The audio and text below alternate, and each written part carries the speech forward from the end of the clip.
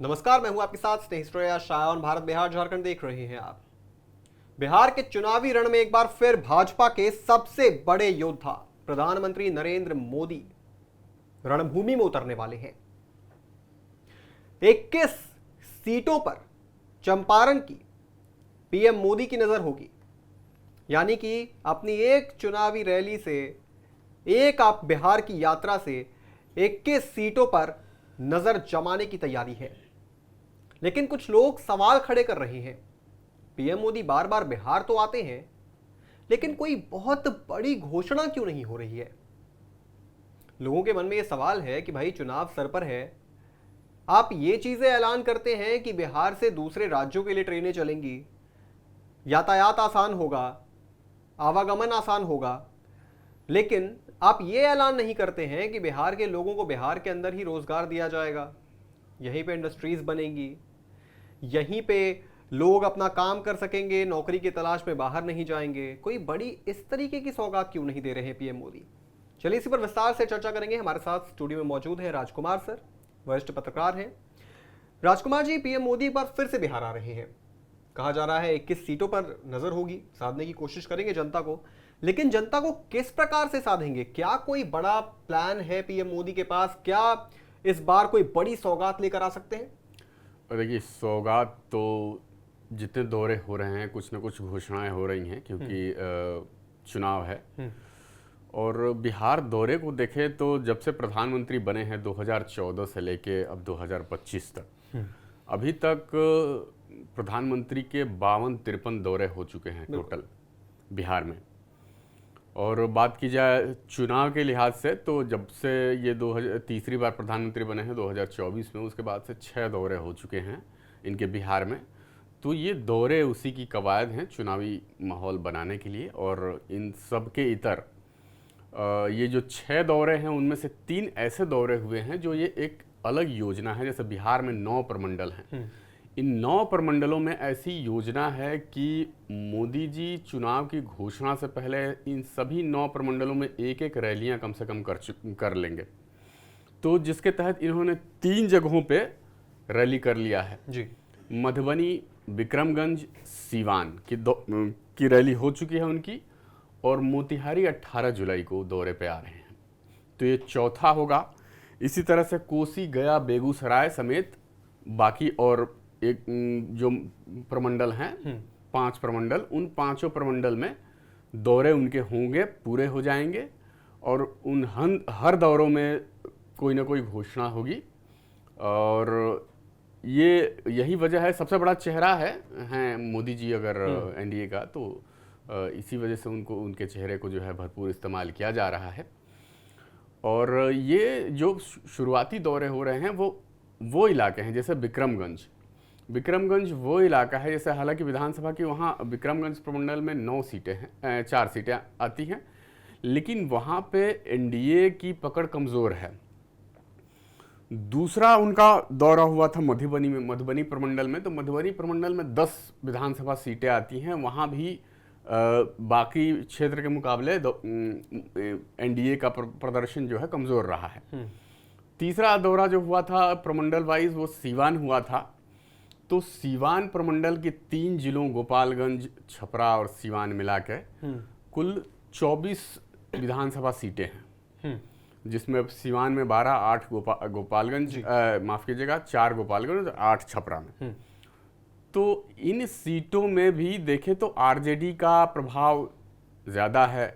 और यही वजह है कि इन जगहों पे उनके दौरों को ज़्यादा अहमियत दी जा रही है, या ऐसे दौरे जगहों पे कराए जा रहे हैं जहाँ पे पार्टी या गठबंधन कमज़ोर नज़र आता है। बिल्कुल। तो इसी तरह से ये जो मोतिहारी जाएंगे तो मोतिहारी की स्थिति भी ऐसी ही है। वो जो बॉर्डर एरिया है नेपाल का, जिसको हम लोग पूर्वी पश्चिमी चंपारण, वहाँ मोतिहारी, बेतिया, ये सब ज़िले मिलते हैं। तो वहाँ के 21 सीटें हैं, 20-21 विधानसभा की सीटें हैं।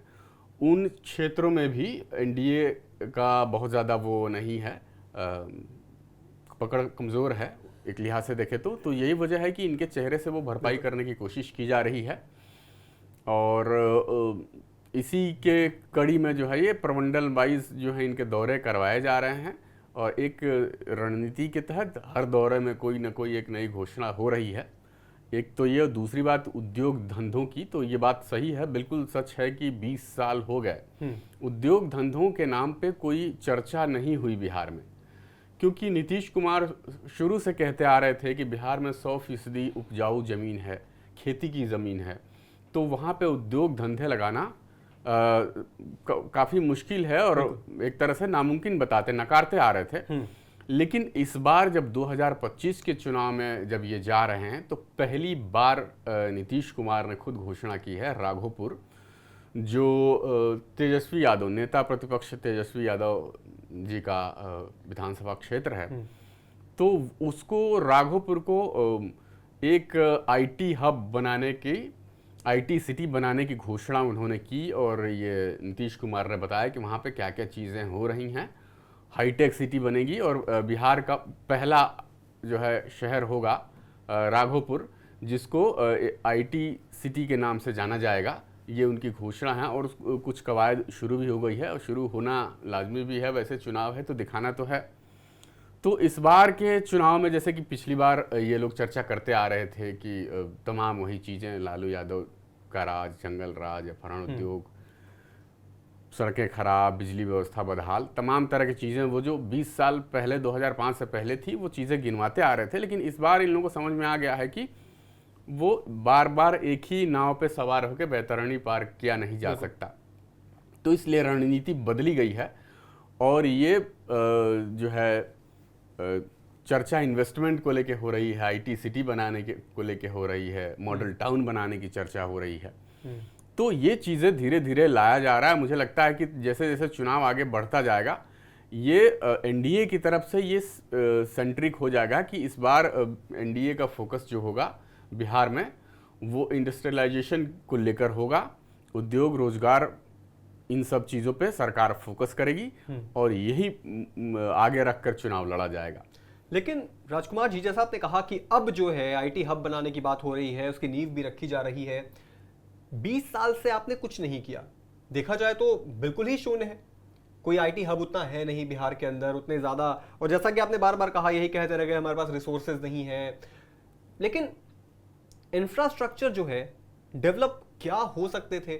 और अब जब ये चीजें हो रही हैं, ये कवायद हो रही है, तो जनता क्या ये नहीं पूछेगी कि भाई आपने इतने सालों से तो नहीं किया, अब हम आप पर कैसे यकीन करें। और तभी अगर कोई दूसरी पार्टी जैसे कि आरजेडी है, तेजस्वी यादव है, वो ये बात कहते हैं, ये वादा करते हैं कि भाई हम आएंगे तो हम इंडस्ट्रीज लगाएंगे, हम इंफ्रास्ट्रक्चर बनाएंगे, तो क्या जनता का झुकाव जो है ज्यादा तेजस्वी की तरफ नहीं होगा? और इनकी बातों को जो है, नीतीश कुमार की बातों को जनता नकार देगी, ये ना बोल करके कि भाई आपको तो 20 साल से हमने देखा, आपने तो कुछ किया ही नहीं। ये बिल्कुल सही है, लेकिन तेजस्वी यादव बहुत मेहनत कर रहे हैं, बहुत अच्छा प्रदर्शन भी पिछली बार किया था, उम्मीद से ज़्यादा किया था। और जैसा कि वो लोग कहते हैं, कांग्रेस को अगर उन्होंने 70 सीटें नहीं दी होती तो ये बहुत हद तक संभव था कि सरकार तेजस्वी यादव बनाते, मुख्यमंत्री वो बनते। लेकिन तेजस्वी यादव के साथ जो कमज़ोरी है और जो मजबूती है वो उनके पिताजी का नाम। बिल्कुल।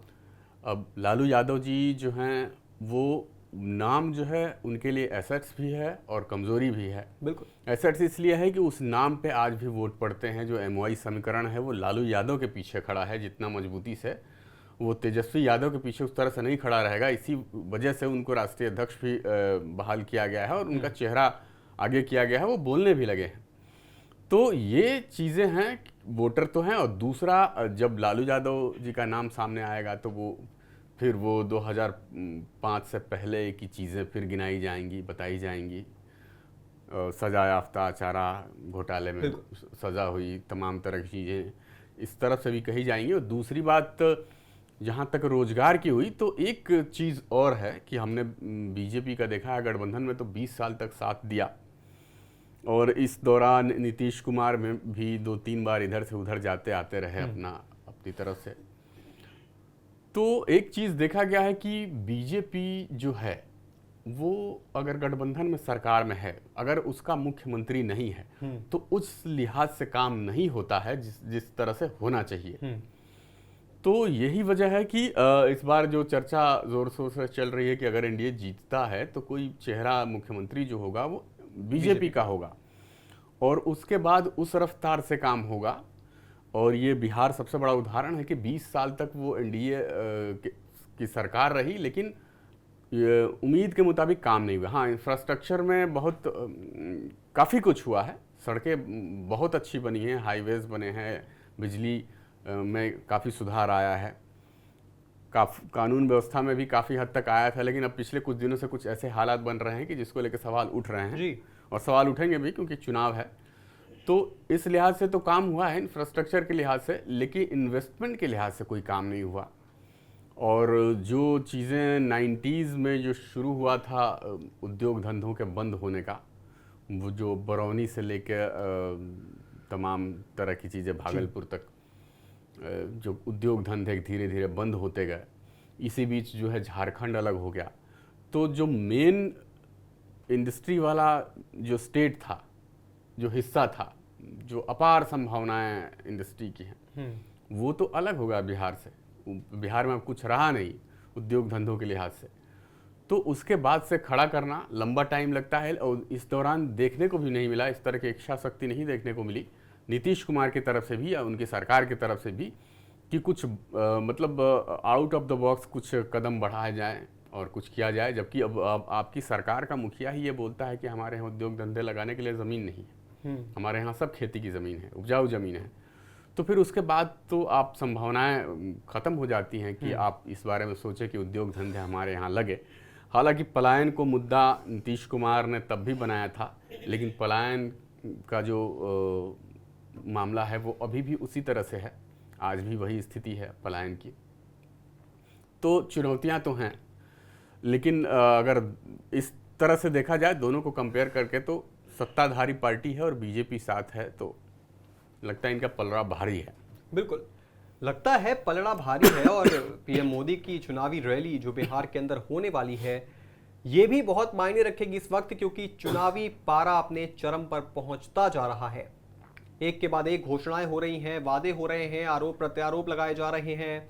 प्रशांत किशोर नई पार्टी लेकर के आगे आ चुके हैं। चिराग पासवान भी बयान देते हैं कि वो 243 सीटों पर चुनाव लड़ेंगे। ऐसे में पीएम मोदी का बिहार दौरा कई मायनों में बहुत अहम है। चुनाव से पहले नीतीश कुमार की पूरी उम्मीदें पीएम मोदी पर टिकी हुई हैं, क्योंकि वो खुद जानते हैं कि उनके खिलाफ एंटी इनकम्बेंसी है बिहार के अंदर। और अगर उन्हें फिर से मुख्यमंत्री बनना है या बीजेपी उन्हें अपना मुख्यमंत्री बनाएगी, तो वो बीजेपी अपनी ताकत पर ही बनाएगी। और यही कारण है कि पीएम मोदी भी लगातार बिहार का दौरा कर रही हैं। बहरहाल बिहार का दौरा पीएम मोदी के लिए कितना इंपॉर्टेंट है ये तो हम सभी जानते हैं, लेकिन बिहार के लिहाज से भी पीएम मोदी का ये दौरा बहुत इंपॉर्टेंट है, क्योंकि उम्मीद की जा रही है बड़ी घोषणाएं हो सकती हैं। इस पर पूरी डिटेल, पूरा अपडेट हम आपको जरूर देंगे। फिलहाल इस पूरी चर्चा में हमारे साथ जुड़ने के लिए आपका बहुत बहुत शुक्रिया राजकुमार जी। इस पूरी चर्चा पर आप क्या सोचते हैं दोस्तों, कमेंट बॉक्स में जरूर बताइएगा। बिहार झारखंड से जुड़ी तमाम बड़ी खबरों को देखने के लिए आप जुड़े रहें आय ऑन भारत बिहार झारखंड के साथ।